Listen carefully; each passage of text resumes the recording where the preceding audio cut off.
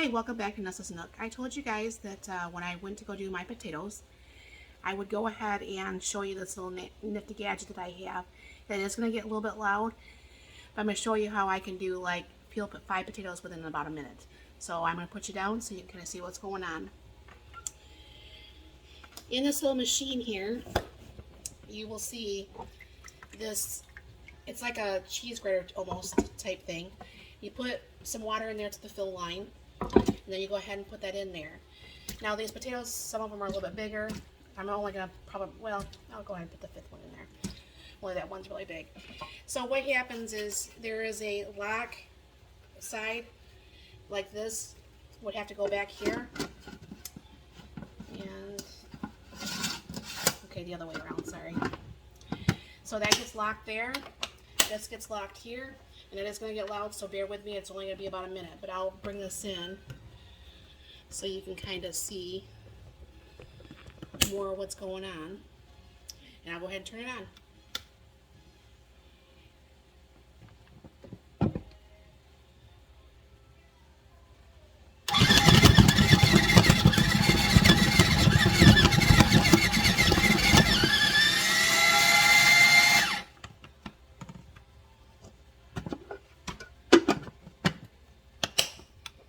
I should probably cut that one down a little bit.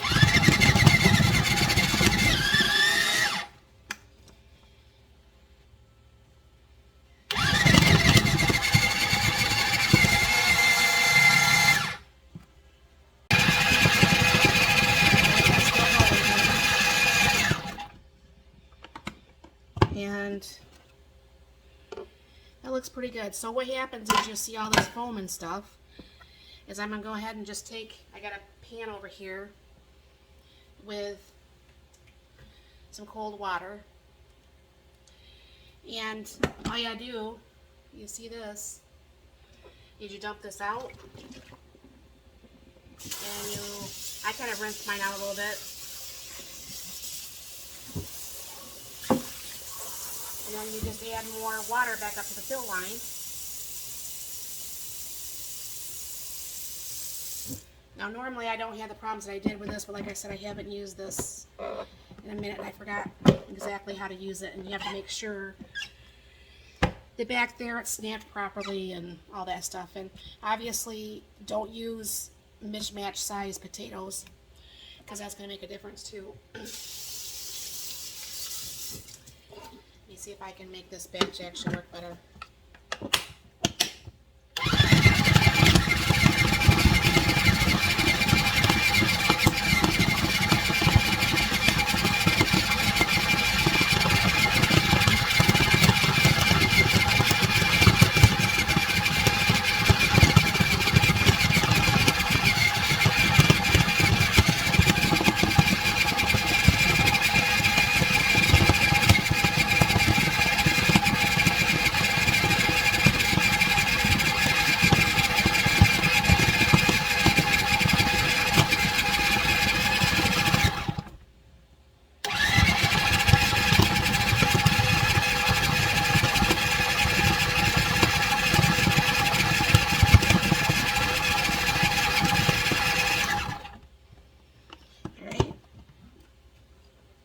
I mean, these are not perfectly peeled, but these are, like I said, these potatoes are getting a little bit older. But I wanted to use them up, and I will go ahead and take off the brown spots, or the parts that's not peeled before I get ready to use them. Okay, I'm not done with all those because only so much can fit on a cutting board. But I know in a previous video, my onion video, I went ahead and chopped a whole bunch of onions. So what I'm going to be doing is there is still some skin on there, but my husband and I like the skins, but these were given to me, so I'm not going to be beggars, be choosers. But what I'm going to do is go ahead and turn this on, and I'll start chopping these here.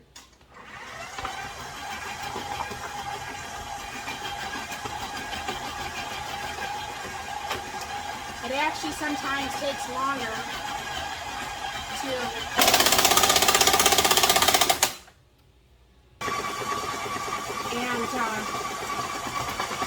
so it does take actually longer to process the potatoes, the celery, green peppers, whatever that it does to cut these.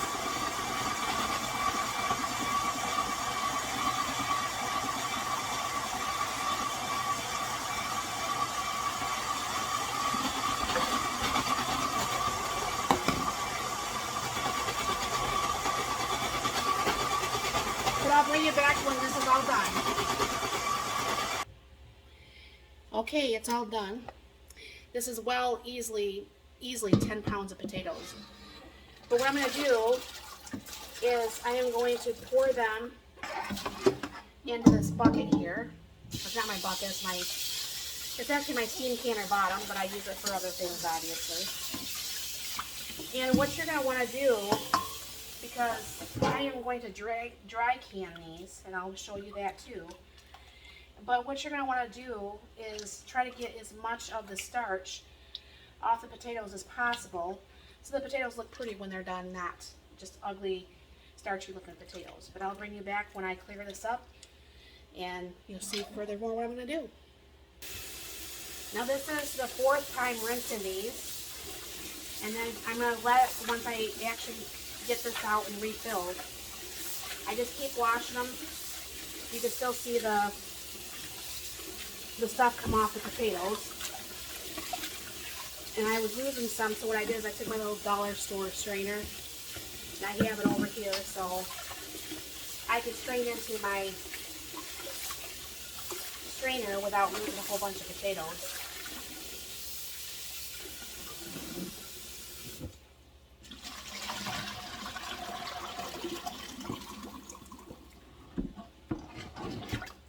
See how much would have went in my sink? Anyways, so what I'm going to do is I'm going to go ahead and fill this back up, wash it while it's filling, and then I'm going to go ahead and let these potatoes set for just a little bit, and then I'm going to start putting them in the jars.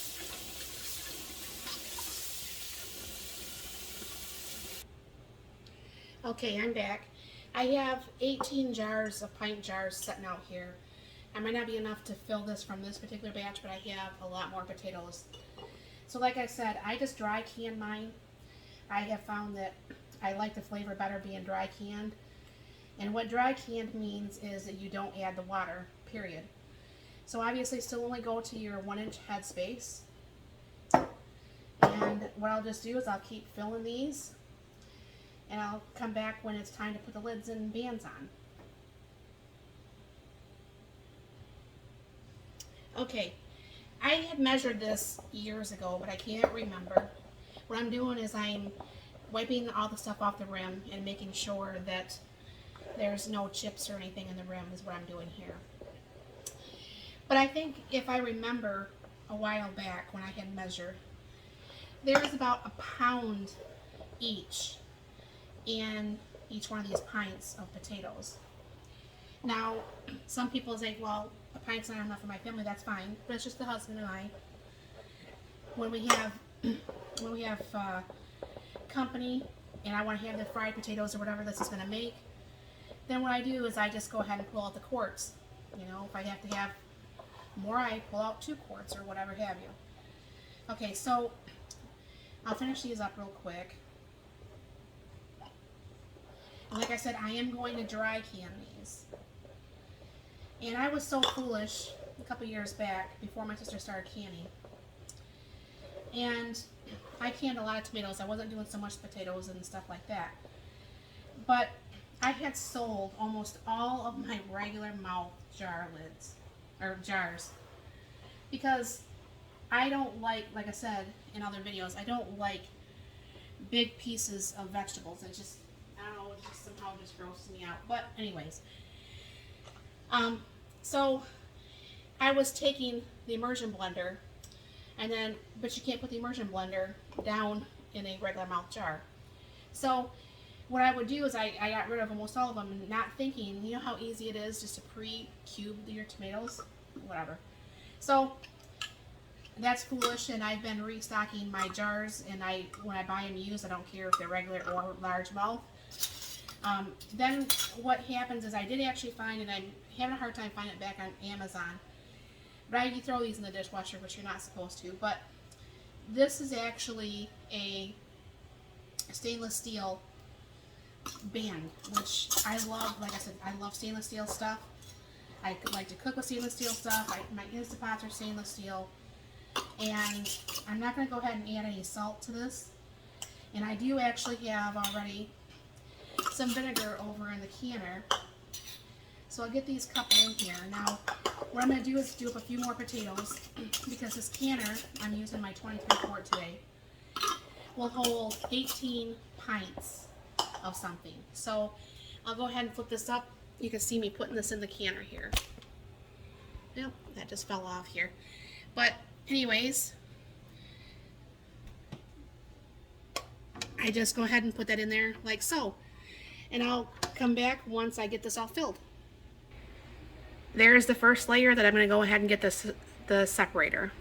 Okay, both layers are in there. And then what you're going to need to do is, it's kind of hard to do one-handed, I don't have you on the tripod.